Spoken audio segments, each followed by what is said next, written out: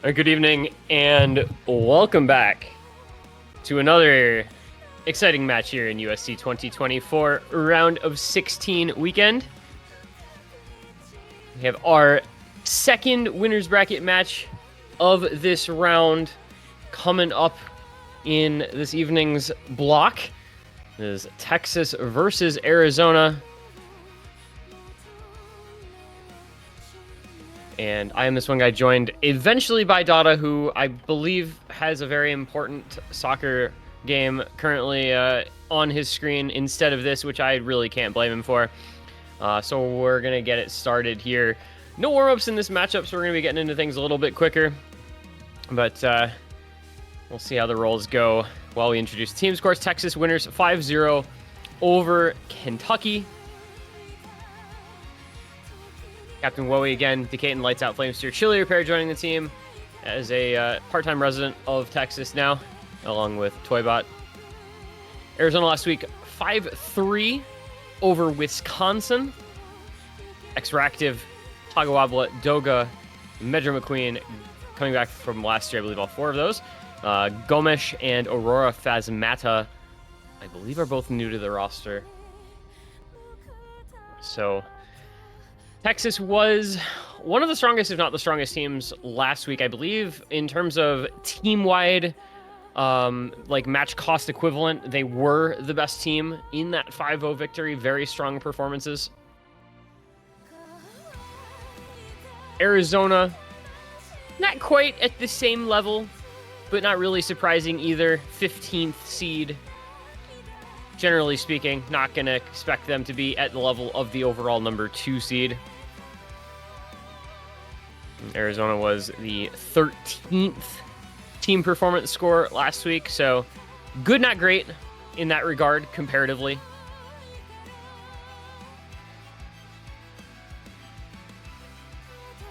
So we'll see how things go for them. New week, new pool. Decent amount of maps in common from last week as well, and unsurprisingly,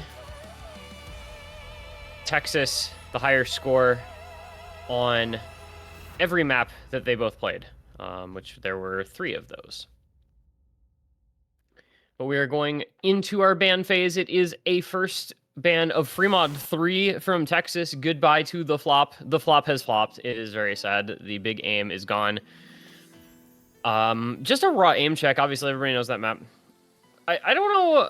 I mean, I don't feel like there's a particular need to ban that map, generally speaking. So just something that they're perhaps not quite as comfortable with. Arizona, for their part, gonna ban out Nomad 5. Another one where, you know, it's kind of, it's not like it's a polarizing skill set or anything. It's alt, and that's pretty much all there is to it. But if you're not super comfortable with that particular map, yeah, sure, go ahead and get rid of it. Why not? Plenty of options available. I think this Texas roster is going to be competing for the overall victory this year. A very, very strong team. So I think pretty much just going to be stronger at basically any skill set you could discuss in this matchup.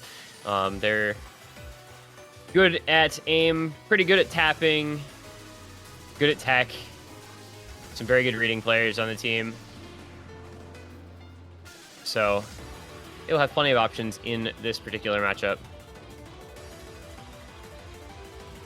I don't actually know what Arizona's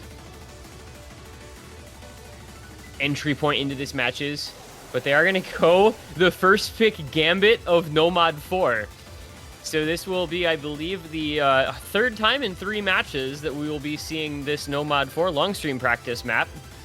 I think when we were doing the map pool showcase, we expected this to be a very high likelihood of just being a 100% pick rate or near 100% pick rate map.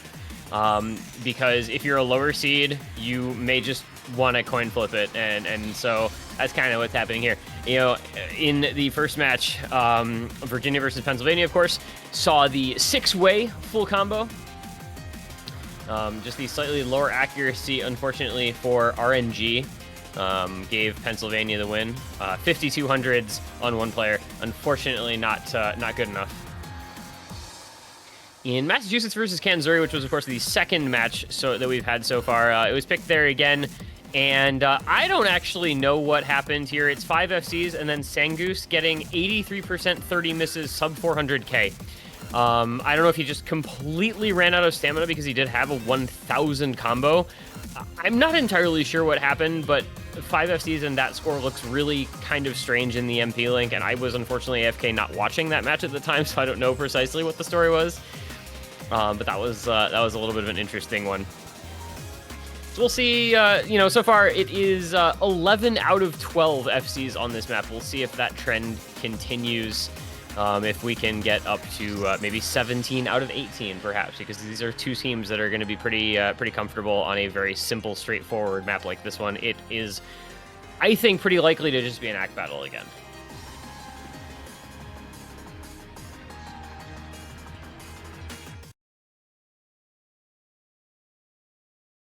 But we are going to get into it. Map number 1 of this winner's bracket round of 16 match, Texas, Arizona. It is Flamesteer Decatur, lights out for the Texas side, Haga, Extractive, and Metro McQueen on the Arizona side.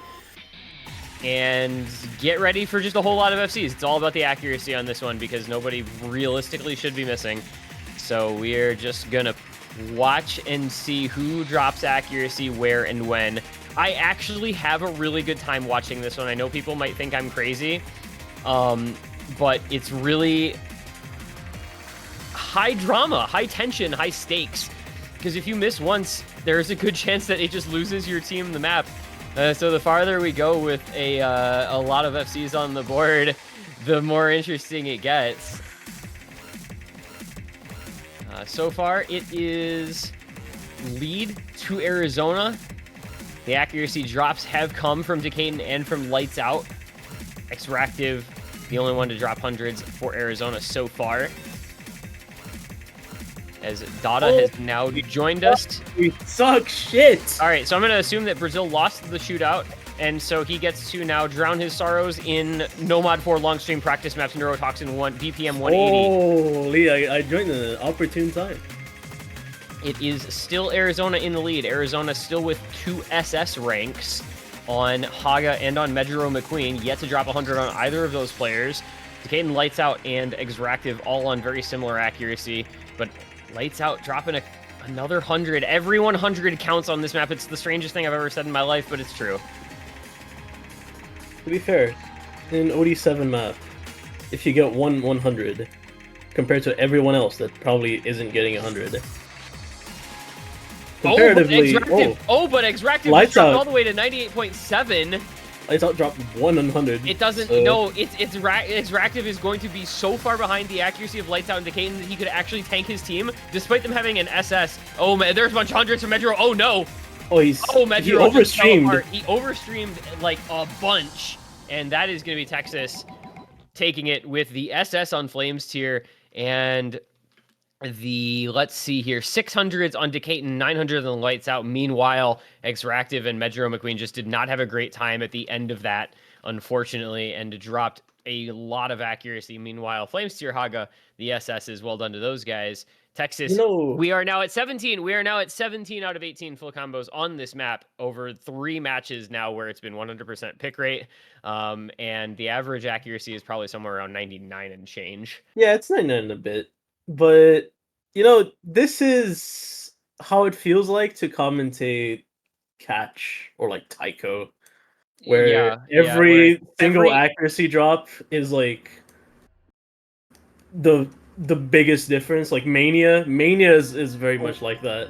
Watching Mania is bizarre to me because, like, in standard, a close pick is like sub 200k, and in Mania, 200k would be like the biggest score difference between two teams in the entire tournament.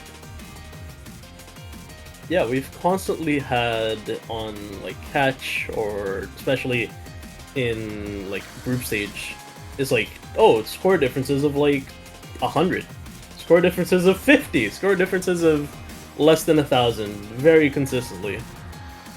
And it's like really funny. Yeah, the scoring systems in the minigames compared to in standard it's a sight to see when you look at the scores. You have to completely recontextualize what a big win is. It's because it's just so completely different.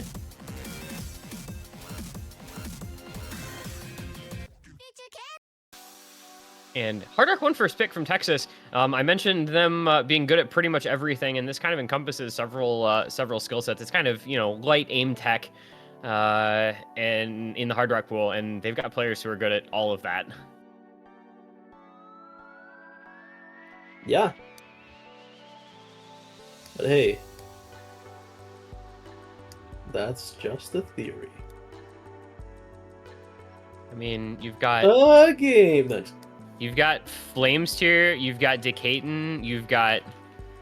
I was going to say, I think it's actually maybe Chillier if that's the other two. Yeah, I think I would probably be thinking Flames tier, Chillier, and Decaton for this. Yeah. I mean, you're not putting in, like, Wowie, you're not putting in... In fairness, Wowie is really good at tech, but obviously, typically, Nomad and Hidden rather than Hard Rock. But they're deciding on their third. Haga, Extractive, and Doga appear to be the three set for Arizona. When did Chillier move to Texas? Presumably in one of the, like, weeks where he was moving around the country. Because this man is in every state simultaneously. He is in a state of quantum superposition between, like, 4 different states at the moment because of his job situation. So Chillier is going to be the next... Well, if he stays with his job, Chillier will be the next Monko. Like, the next thing we know, he's going to be living in Virginia, and then the year after that, he's going to be living in California or something, and he's just going to play for all the best teams after having been stuck in Massachusetts prison for the first, like, 6 years of his USC career. Bro is trying so hard to be Monko 2000. Look what they have to do to replicate a fraction of our power. Oh, man. All right. Well, in we go. It's Flames, tier, Chillier, and Decaton as expected. Texas looking to consolidate the early break point with nice little Hard Rock 1 pick. Do not know offhand if this has been played yet, actually, because I did not happen to be able to see the second match. It was not played in the first match, I can tell you that much. And it was not played. It was not played in Massachusetts versus Kansas either, so this will be our first Hard Rock 1 sighting for the week in the third match, so I mean, it's not like we've come that far. A quick panic. Yeah, Doga is not showing up. Hopefully that will get fixed. There we are. Been seeing a lot of that today. It was a problem earlier and last night in Perennial, so... That is, let's see, early break just for Haga. Doga broke also in the first about 120 combo. 3-way FC for Texas to the first 300 combo. A little bit of a lead for them. Oh, Flames tier. What the... It's the normal misstream. I usually, yeah, I guess the like sort of slightly spaced bursty. I mean, that would be where you'd miss. Drop till dead in 96 act though. So Decaton still holding the double FC down, and Doga broke it as well towards the end of that section. So not gonna be too bad for Texas on their pick here. Extractive, the only FC left for Arizona. Not amazing backing combo either. So Texas is going to continue to pull ahead as long as they can hold through this slightly awkward rhythm section we're going to get into right after this.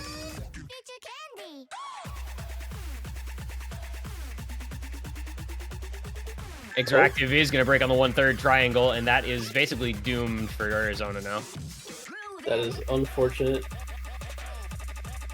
That is, if you're holding an FC but you're not that consistent at the map, that's really the section where you're going to be finding the most trouble. And yeah, Hagawabla also missing on the stream at the end of that and being a bit frustrated.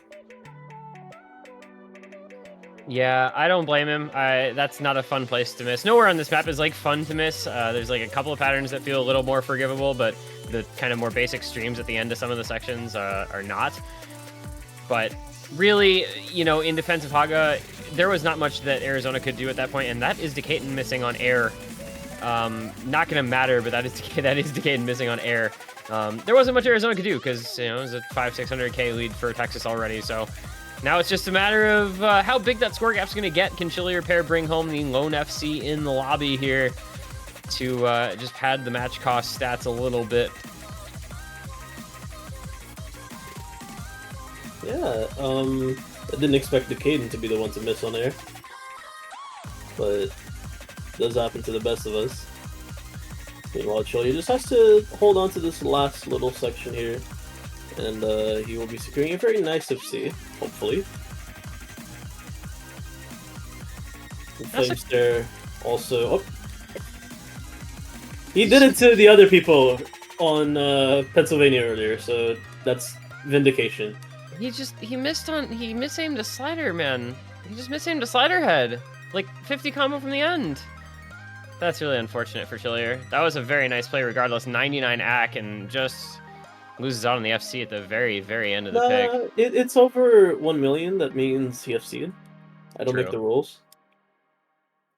Also, like, I'm just thinking, I wonder how motivated Chilier is this iteration now that he's on a team that doesn't have some of the internal struggles that I know he dealt with as captain of Massachusetts year in and year out, and is also on a team that is like this straight up strong as this Texas roster is this year as well. Like, he's getting kind of best of both worlds compared to what he's been historically dealing with in Massachusetts. I gotta feel like pretty good for him, I suspect.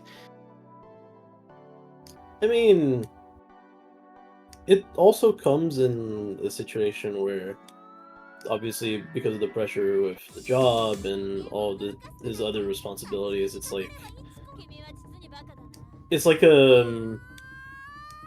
can I put this in like sports terms? It's James Harden going to the Brooklyn Nets. It's LeBron James ring chasing. It's what's a better comparison? Kevin Durant to the Warriors. No, someone needs to be washed. Okay, someone needs to be like Klay Klay Thompson going to the Mavericks. There we go. True. Bradley Beal going to the Suns. That's another good one. He's not washed. He's just questionably healthy at all times. All right. Well, anyway, it's a hidden 2 pick from Arizona, which is pretty bold into a team with Wowie on it. But we shall see how it goes. Haga, Medra, McQueen, Aurora, Phasmeta, Wowie, Chilier, Toybot for Texas. Actually, as a 3-man, this Arizona squad is pretty good. I mean, Wowie aside, Chilier, hidden 2, bottom text. Listen, I believe in the Wowie method of missing once and getting 700k. So maybe they do too.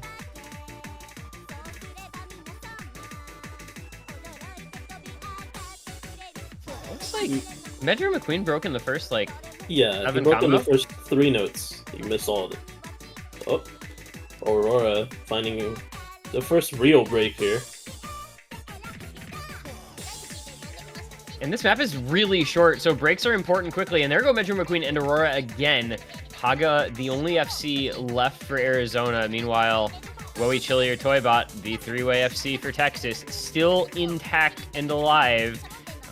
This feels like the position Haga was in a bunch last week, too, where he was just kind of forced to put Arizona on his back quite a few times. Did end up working out for them, but there he goes. There goes Chilier, so no FC will be forthcoming. Wowie, Toybot, still a double FC. No worries here for Texas. This is going to be a very comfortable win unless they literally all break and just set their pens down afterward. I've seen weirder things. So, really... Actually, as someone who had to grind this map a couple times, you can miss at the end, but obviously it won't matter here. I'm just scared of commenting on it because we have good accuracy and slightly less good... That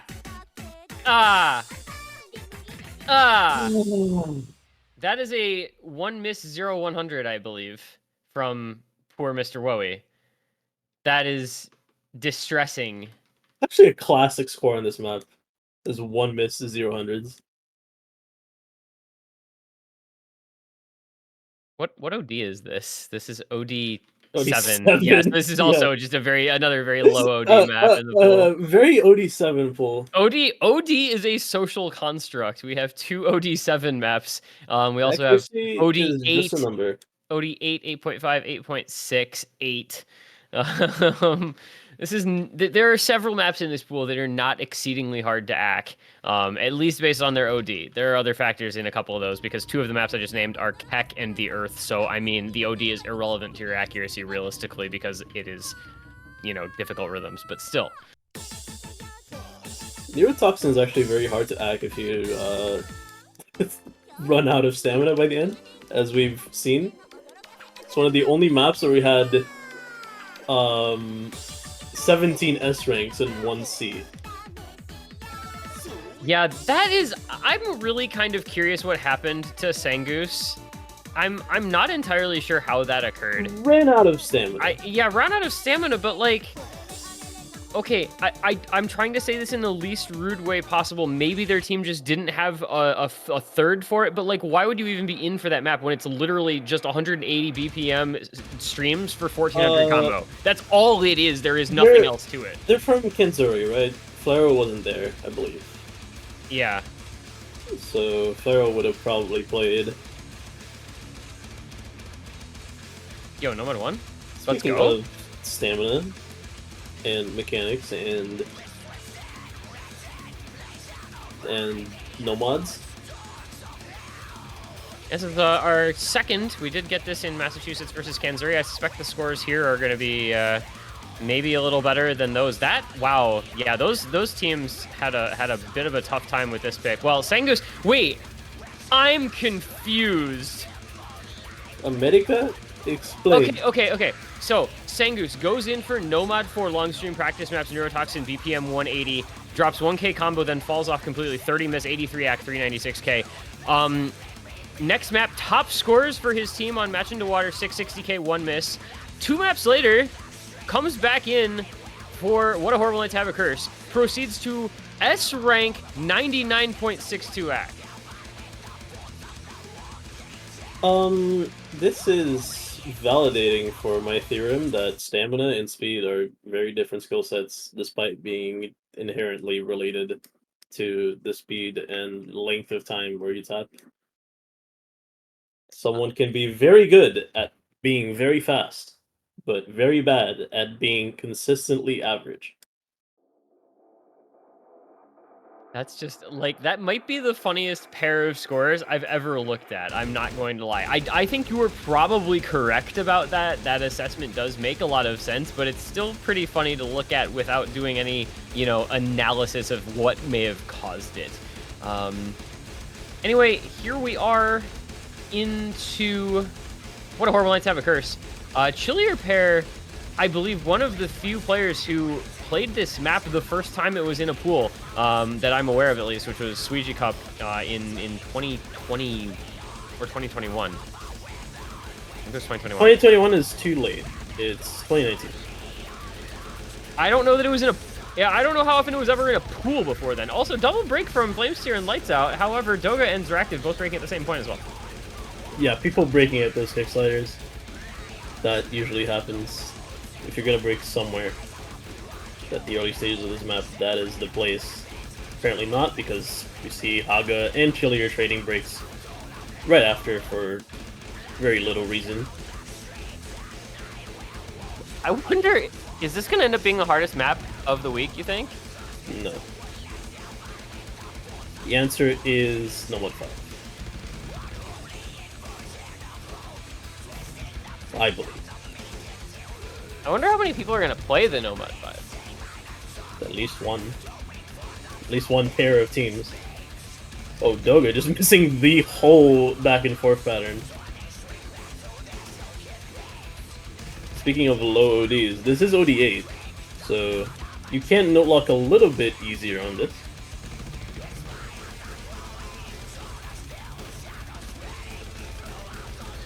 Things going pretty well here for Texas, though. The recovery combos are coming in. Flamesteer, Lights Out. Chillier as well. Yeah, meanwhile, in Arizona, we have one mid-lane combo, but still even that combo is lower than Texas' lowest. So they need Texas to break, and they need them to break fast. There's still a lot of time. I mean, this is only just past halfway through, but that lead, with it being past halfway through, the lead's going to start growing faster. You know, the scores start ramping up into the last third of the map. So, yeah, Arizona's going to get to the point where they need some assistance here. And Texas, I don't think, looks too interested in giving any. Yeah. I mean, also just realized Lights Out double taps a lot of jumps. Because he's note locking a lot on those perfect stacks. But it's like not a bad note lock, it's just a note lock of like 3 notes in advance. And there goes Doga. That is a combo break. And it's 400k. This is getting to the point of no return if it isn't already. We're coming down to the wire. I'd say this is done with. Last time someone said the map was done. Okay, but that was a lot closer. That was not minute. that was not 500k. I also did admittedly fall out of my chair when I saw the result of that mapping question, but I don't expect that to happen like ever again.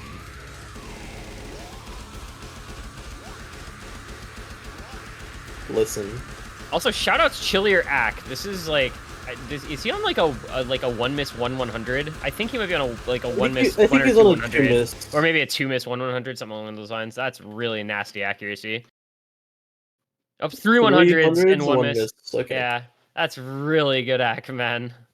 Shame about where the miss was because his score was only 736k only. Everybody in Texas has around 750k. Yeah, those are. That's just a nice team score. Gotta be honest, that just means they missed on the Kickstarter section or right around it, which is comedic. Yeah. That was just never ever even like slightly close, by the way. Can we talk about like looking at the scores? Like 763, 743, 736. Top score for Arizona 665 and then down to 446 and 380. So this is just a little bit of Texas being better, unfortunately, for Arizona. Why would they ask for Do the Flop when Crystal Lattice was right there before they banned it? Why would they? I would say, why would they ask for Do the Flop when it is not available? I think we need. Actually, I don't know offhand what maps have and haven't been picked yet, because I didn't see the second match, like I said. So I want Deer Dance, to be honest. I don't think that's been played. I can check the MP really quickly. It wasn't played in the first. Yeah, it hasn't been played. It hasn't been played, yeah. Fun fact, Hidden Chew and I believe DT Chew have been played. No, DT Chew has not been played in this match, but DT Chew was played. It hasn't been played in this match, yeah. Hidden Chew has been played in all matches. To be fair, we've only had 3 matches, so you know, not a lot of data points as of yet. Also, to anybody wondering, I won't have stats until literally Wednesday this week because there's a match on Tuesday night, so sorry, not sorry. Because people always start asking about stats like Sunday afternoon, and there's matches until Tuesday night, sorry. The people want their stats. They want them now. They want to see how painfully average they were. Statistically. Statistically, average is not like the worst thing in the world to be realistic. Statistically, they're very likely to be around average. Yeah, generally speaking, unless you are an outlier, you are more likely to be statistically average. Bell curves and all that. Holy crap. What are your thoughts on normal distributions, Dada? Oh, I love Gaussian distributions. Very, very fun, very symmetrical, very Bell-like. Very concentrated, depending on the, I forgot what variable it was. Fuck.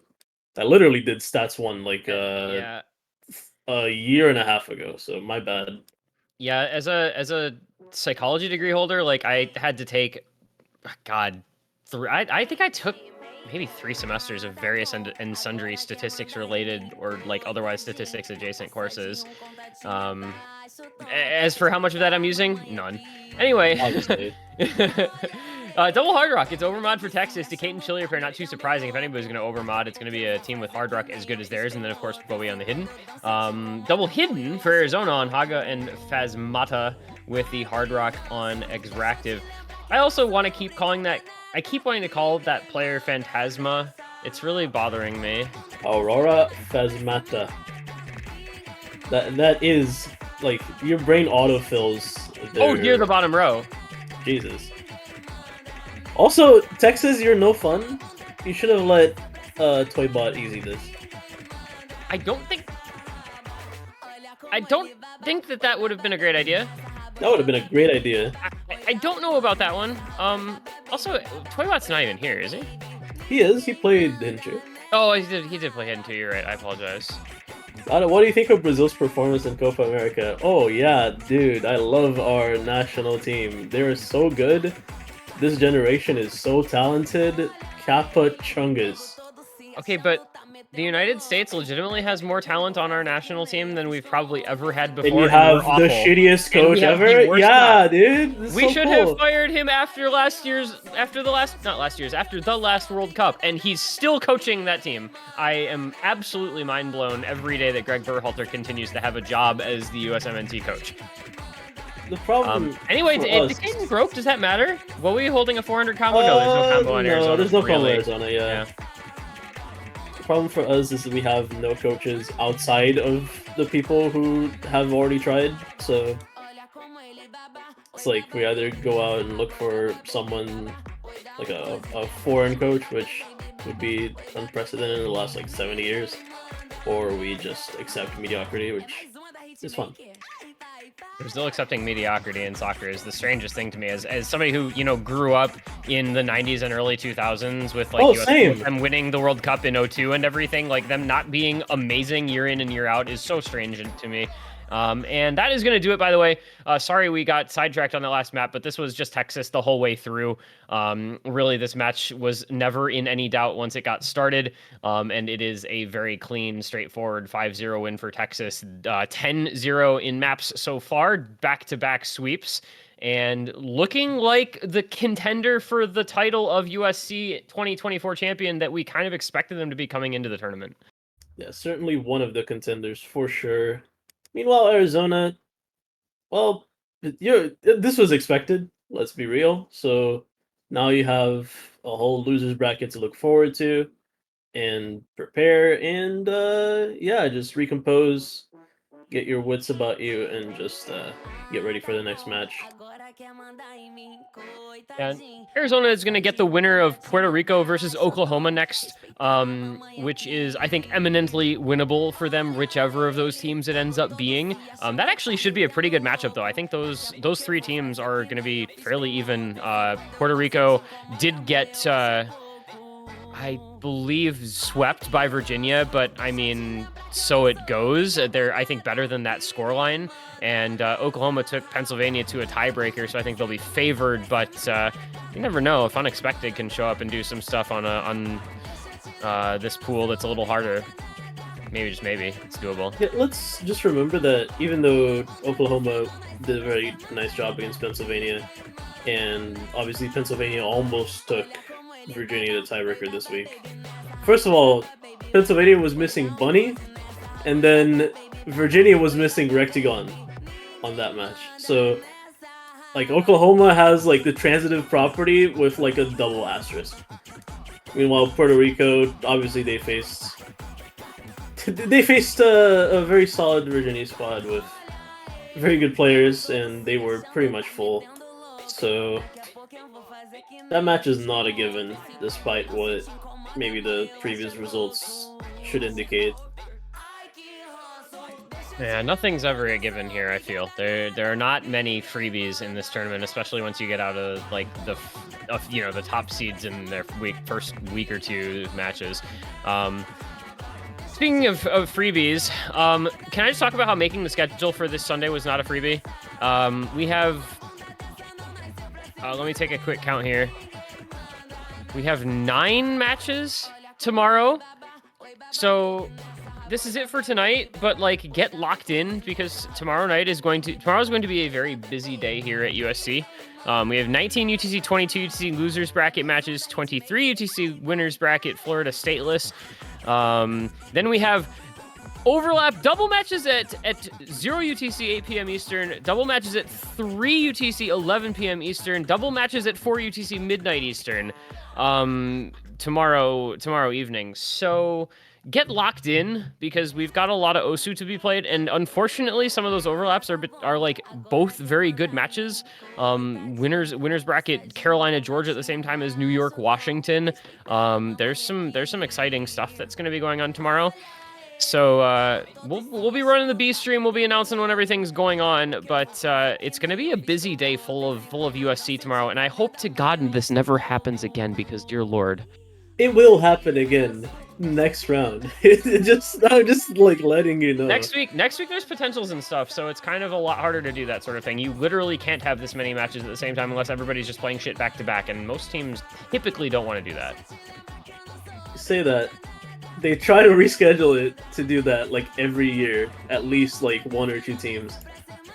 But yeah, make sure to tune in tomorrow. We will have our B for Busy stream and the A stream running simultaneously for a lot of the matches. So yeah, it's been a productive day. Hopefully we'll see you again tomorrow with an even more productive and competitive day.